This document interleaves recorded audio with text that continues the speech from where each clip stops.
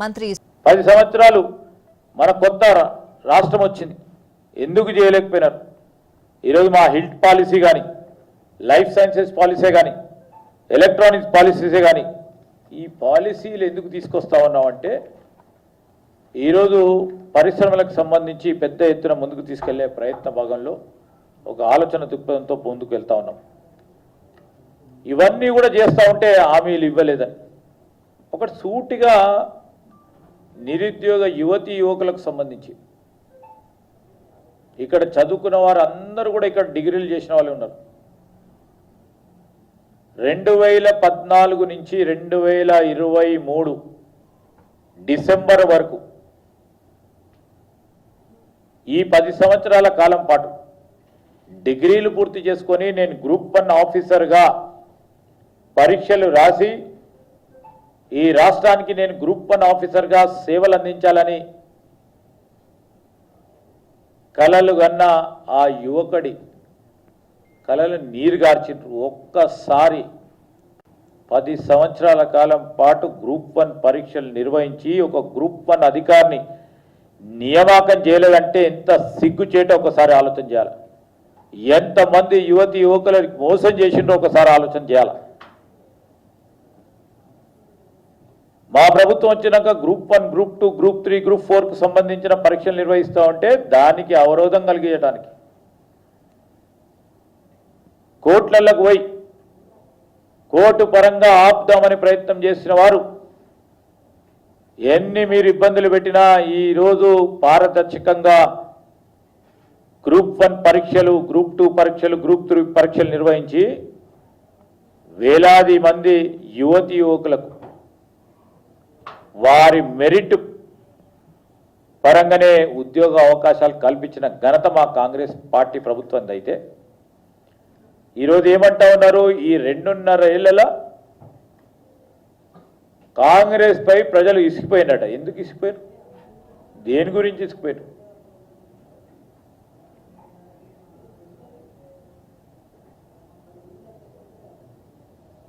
Congress party 7వ తారీఖు December 2023 నుంచి మొదలుపెట్టింది ప్రజాపాలన కార్యక్రమంలో ఆ మహిళా సోదరులకు యావత్ రాష్ట్రంలో మహిళలకు ఉచిత బస్సు ప్రయాణం కలిగిస్తే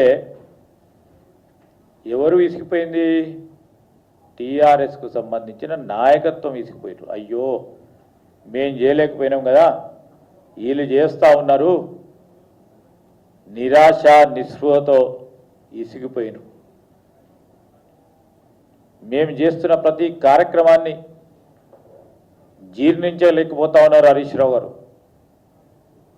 మేము చేస్తున్న ప్రతి పని ఈరోజు మీ గుండెల్లో రైలు పరిగెట్టిస్తూ ఉన్నాయి. మీ మీదను ప్రజలు ప్రతిపక్షంలో కూర్చోబెట్టారు. ప్రతిపక్ష పాత్ర నిర్వహించాలని ప్రజలు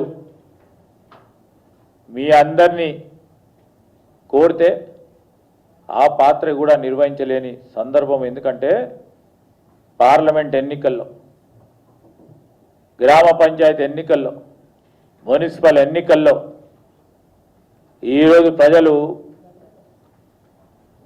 ఏ విధంగా టీఆర్ఎస్ పార్టీకి సంబంధించిన నాయకత్వంపై ఇసికి ఏసారి ఏ విధమైన జవాబు చెప్పినరో మీరు అప్పుడే మర్చిపోయినరా అని అడుగుతా ఉన్నాం. మీ మునిగిపోయే కారుకి మేము వస్తున్నాం రాబోయే ఎన్నికల్లో వస్తున్నాం అని చెప్పి మీ మునిగిపోయే కారు.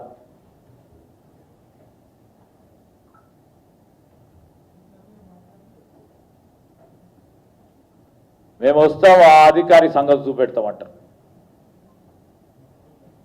మేము వస్తున్నాం ఖబర్దారాన్ని భయపెట్టించే కార్యక్రమం చేస్తూ ఉన్నారు.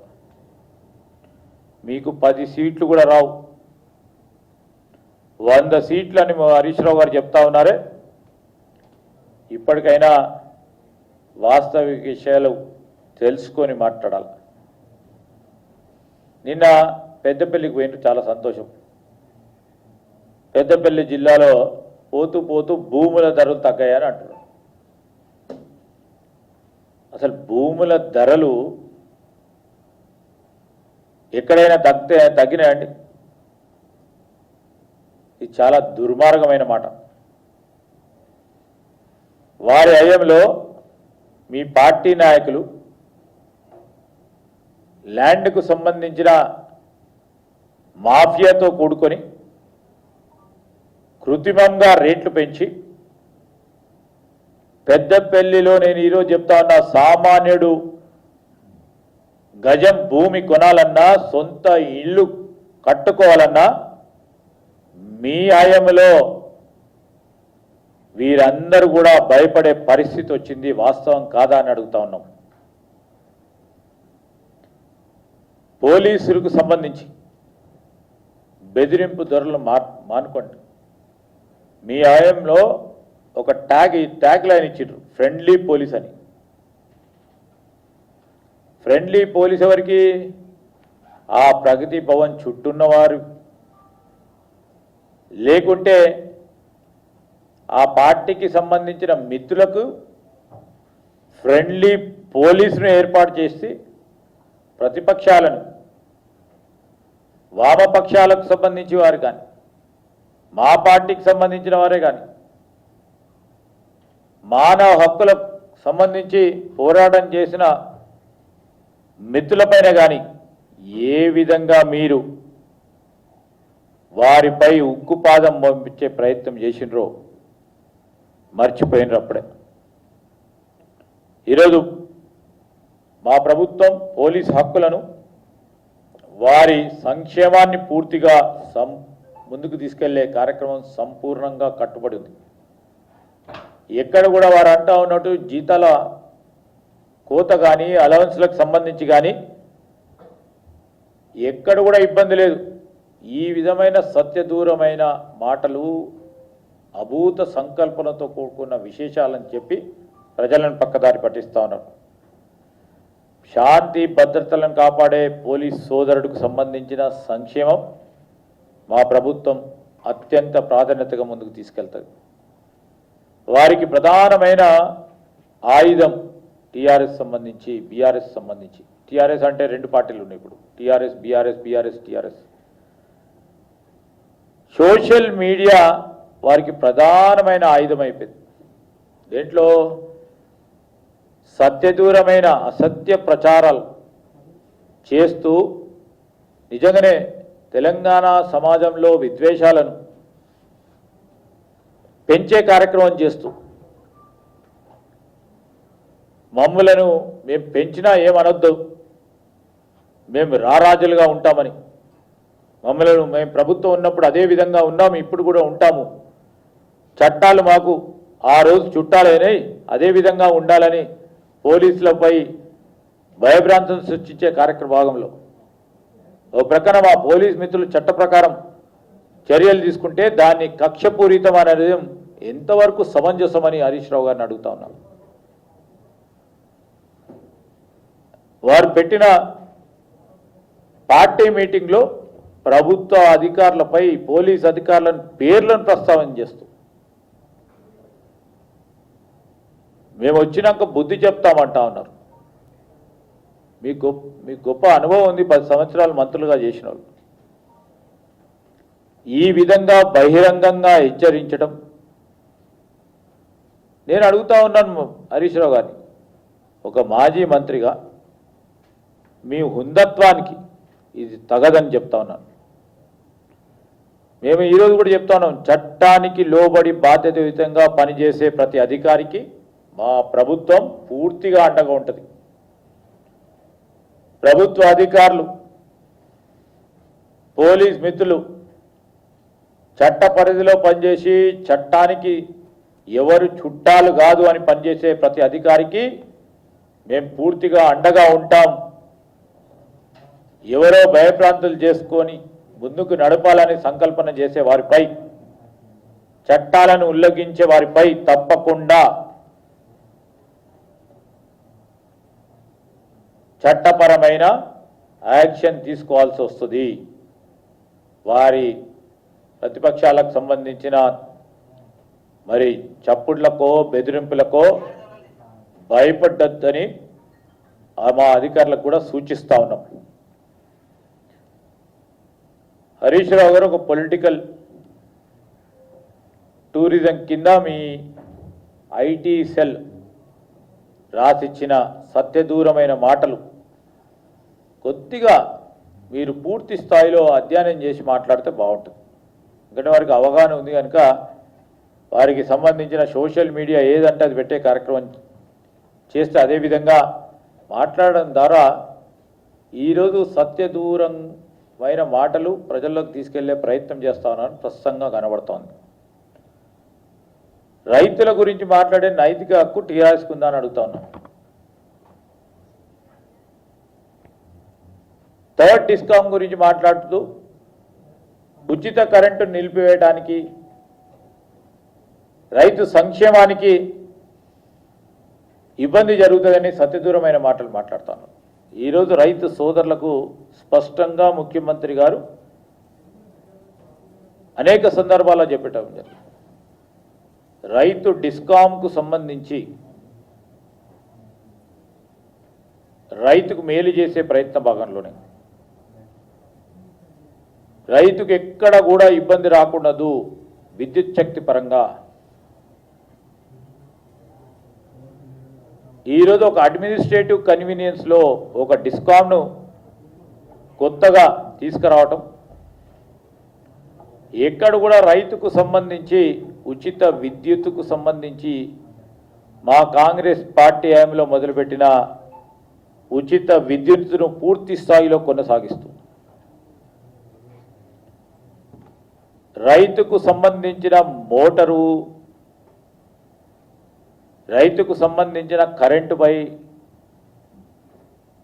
కేంద్ర ప్రభుత్వం పరంగా మీరు చేసిన ఒప్పందాలను పక్కన పెట్టి కూడా రైతుకు ఎక్కడ కూడా ₹1 ఎక్స్ట్రా పట్టే కార్యక్రమం మా ప్రభుత్వం చేయదు. ఈరోజు మనం అందరం కూడా చూస్తూ ఉన్నాం.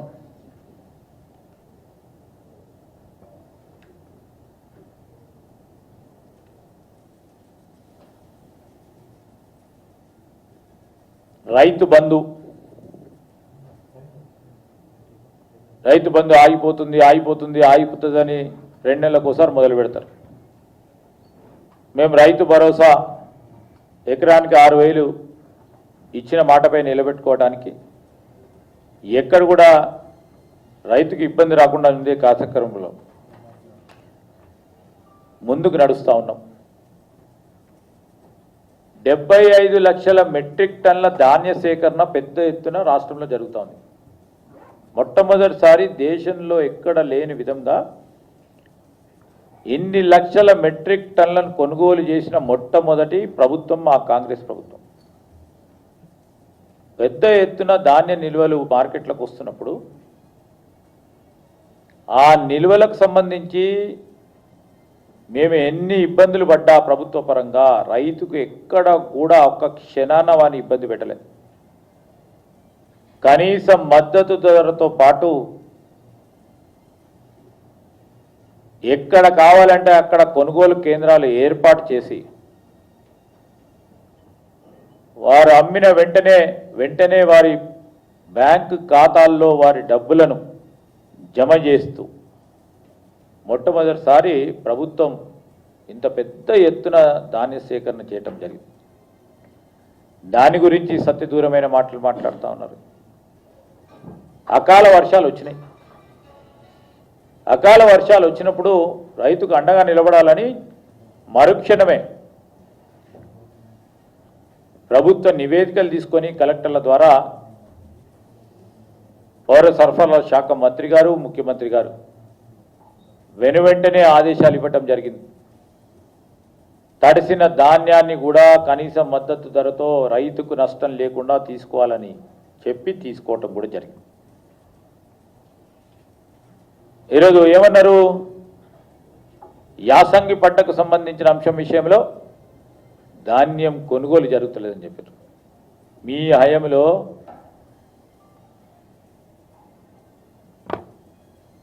బస్తాకు 1 కిలో, 2 కిలోలు, క్వింటల్కు 4-5 కిలోలు తరుగు పేరిట కొనుగోలు కేంద్రాల వద్ద, రైస్ మిల్లర్ల దగ్గర అన్యాయం జరుగుతూ ఉంటే చూస్తూ ఊరుకున్నారా లేదా? రైతు సోదరులకు అందరికీ కూడా మేము ఈనాటి వరకు కూడా 5 మార్లు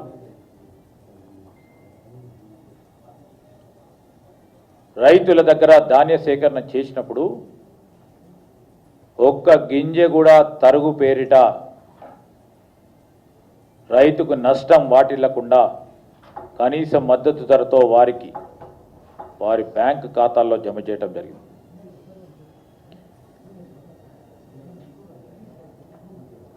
వారు చెప్పిన ఒక మాట, రైతు డిస్కామ్ జియో నెంబర్ 8 వలన వ్యవసాయానికి కేవలం పగటిపూట 7 నుంచి 8 గంటల పాటు మాత్రం కరెంట్ వస్తుందని. ఎవరు చెప్పినరో ఆయనకు మాకు ఇదే తెలియదు.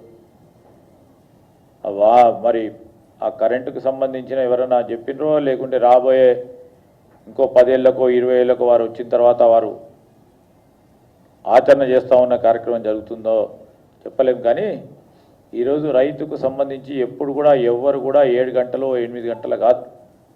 రైతుకు సంబంధించి కరెంటు ఎప్పుడు కావాలంటే అప్పుడు 24 గంటల కరెంటు వారికి లభ్యత ఉంటుందని మా పవర్ మినిస్టర్ గారు కూడా చెప్పింది.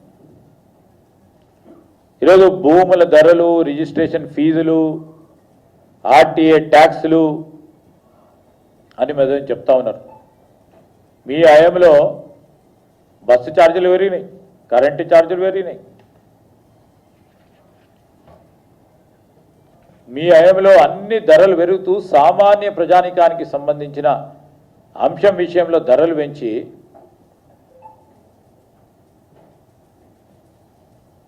సర్ప్లస్ రెవెన్యూతో ఉన్న రాష్ట్రం ఏర్పడ్డ తర్వాత సర్ప్లస్ రెవెన్యూతో ఉన్నది డెఫిసిట్ బడ్జెట్గా తీసుకువెళ్ళిన ఘనత మీకుంది. ఈరోజు సామాన్య ప్రజానికానిపై ఏ ట్యాక్సులు మేము రుద్దలేదు, ఇప్పటివరకు ఎక్కడ కూడా పెంచలేదు. మేము 6 గ్యారంటీల పరంగా ఇచ్చిన హామీలు ఒకటి తర్వాత ఒకటి అమలు చేస్తూ ఉన్నాం.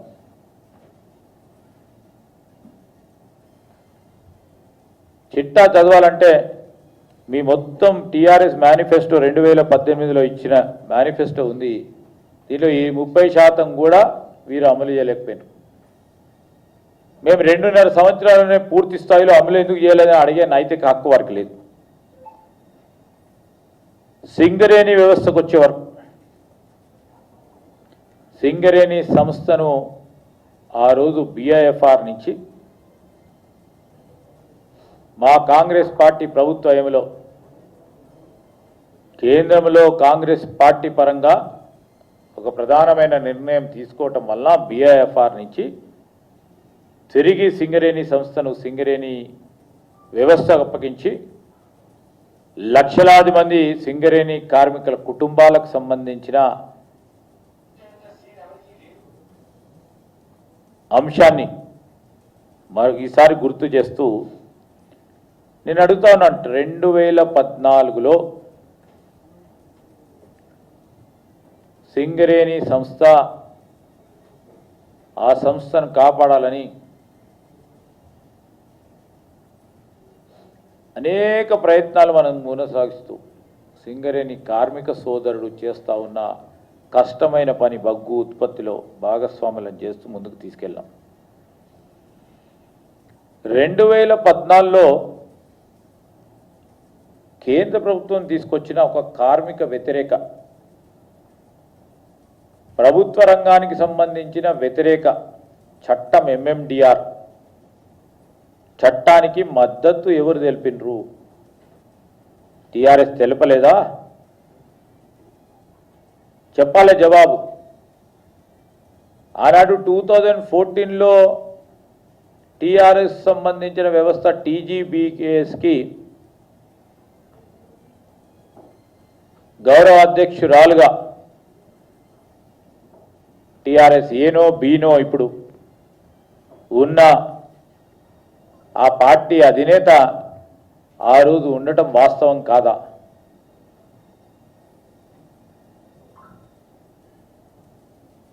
బొగ్గు గనుల వేలం ప్రక్రియలో సింగరేణిని పాల్గొనకుండా అడ్డంకులు సృష్టించి మీకు సంబంధించి మీ మిత్రులకు సంబంధించిన ప్రైవేట్ సంస్థలు వారికి ఆ పరిస్థితులను కల్పించి ముందుకు తీసుకెళ్లటం వాస్తవం కాదా అని వారిని అడుగుతా ఉన్నాం. ఈరోజు ఏమైంది? దాని ఫలితంగానే కోయగూడెం బ్లాక్ 3, సత్తుపల్లి బ్లాక్ 3 వంటి బొగ్గు గన్లు సింగరేణి దక్కకుండా పోయినాయి. దీనివల్ల ఈ సంస్థకు 2,000 కోట్ల రూపాయలు ఆదాయం కోల్పోయింది. భవిష్యత్తులో ఆదాయం రాకుండా చేసింది మీ ప్రభుత్వం. ఈ నష్టానికి మీరే బాధ్యత వహించాలి. మీ 10 సంవత్సరాల కాలంలో సింగరేణికి రాష్ట్ర ప్రభుత్వం తరఫు నుంచి చెల్లాల్సిన బొగ్గు మరియు విద్యుత్ బకాయిలకు సంబంధించి దాదాపు 40,000 కోట్ల రూపాయలు చెల్లించలే. ఆ సంస్థపై భారం పెట్టిండ్రు. అది ఎవరు పెట్టిండ్రు? ఈ 10 సంవత్సరాలు మీ ప్రభుత్వ హయాంలోనే మీరు సింగరేణికి సంబంధించిన బకాయిలు చెల్లించకపోవడంతో ఆ భారం మా నెత్తిపైన పట్టింది. అనేక హామీలు ఇచ్చారు. కేసీఆర్ గారు మరి శ్రీరాంపూర్ సభలో ఆ రోజు ముఖ్యమంత్రిగా ఏమన్నారు? 10,000 మంది నూతన కార్మికులకు క్వార్టర్లు కట్టిస్తామన్నారు. నూతన కార్మిక క్వార్టర్లు, కార్మిక సోదరులకు 10,000 మంది క్వార్టర్లు కట్టిస్తా అన్నారు. కొత్త గనులను ప్రారంభోత్సవం చేస్తా అన్నాడు. మారు పేర్లకు సంబంధించిన సమస్యను పరిష్కారం చేస్తామన్నారు. సింగరేణి ఎన్నికలు జరుగుతూ ఉంటే 2 రోజుల ముందు డిపెండెంట్ ఉద్యోగాల వయస్సు పరిమితి 35 నుంచి 40 సంవత్సరాలు పెంచుతామన్నారు. ఇవన్నీ ఒక్కటి కూడా అమలు చేయలే, అమలులోకి తీసుకురావడానికి ప్రయత్నం చేయలే. ఒక సంకల్పన లేదు. ఈరోజు ప్రతిపక్షంలో ఉన్నాం కనుక ఏదంటే అది మాట్లాడే ప్రయత్నం చేస్తున్నారు. ఈ హామీలన్నీ ఎందుకు అమలు చేయలేకపోయారు? 10 సంవత్సరాలు అయింది కదా, మాకు 2.5 సంవత్సరాలు అయింది. ఇంకా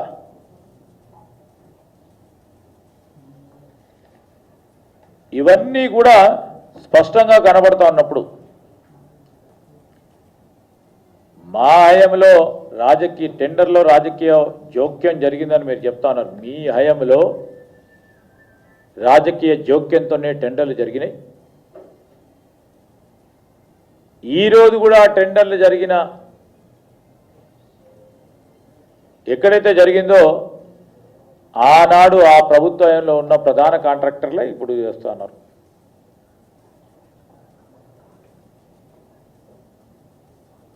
ఈ ఓబీకి సంబంధించిన కాంట్రాక్టర్ మిత్రులు కూడా బీఆర్ఎస్కు సంబంధించి, అంటే కాంట్రాక్టర్లు ఏ పార్టీని ఉండొచ్చుకోవచ్చు, కానీ ఇప్పుడు జరుగుతూ ఉన్నది బీఆర్ఎస్కు సంబంధించిన, లేకుంటే వారి బంధుమిత్రులకు సంబంధించిన వారు మెజారిటీ వారు ఉన్నారా లేదా ఒకసారి మీరు ఆలోచన చేయాలి.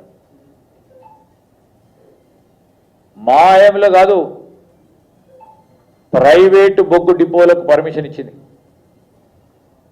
బీఆర్ఎస్ పార్టీ ప్రభుత్వంలో. ప్రైవేటు బొగ్గు డిపోలకు పర్మిషన్ ఇచ్చింది. అదేవిధంగా మెడికల్ బోర్డు గురించి మాట్లాడి, మెడికల్ బోర్డు వ్యవస్థకు సంబంధించిన సంక్షోభం కారణం ఎవరో చెప్తాం. ఆనాడు మెడికల్ బోర్డుకు సంబంధించి సింగరేణి చరిత్రలోనే ఎన్నడూ లేని విధంగా రాజకీయ జోక్యంతో, పైరవిలితో మెడికల్ బోర్డుకు సంబంధించిన వివాదం మొదలైంది. చేసింది వారు. ఈరోజు మెడికల్ బోర్డుకు సంబంధించి కూడా మొన్న డిప్యూటీ సీఎం గారు సింగరేణి సంబంధించిన అధికారులతో సమీక్షించి మెడికల్ బోర్డుకు సంబంధించిన అంశాన్ని పరిష్కారం చేస్తూ న్యాయపరంగా ముందుకెళ్తామని కూడా చెప్పడం జరిగింది. 2023లో గుర్తింపు ఎన్నికలు జరిగినాయి. సింగరేణి గుర్తింపు ఎన్నికలు జరిగినాయి. ఆ సింగరేణి గుర్తింపు ఎన్నికల్లో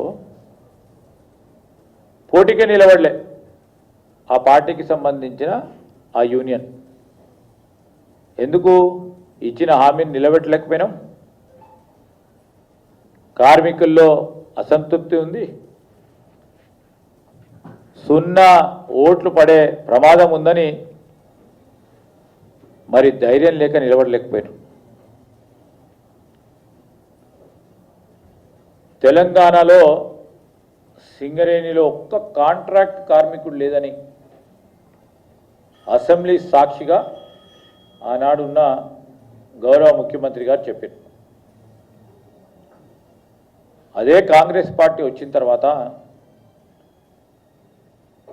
కాంట్రాక్ట్ కార్మికుడిని గుర్తించే కార్యక్రమం చేసినాం.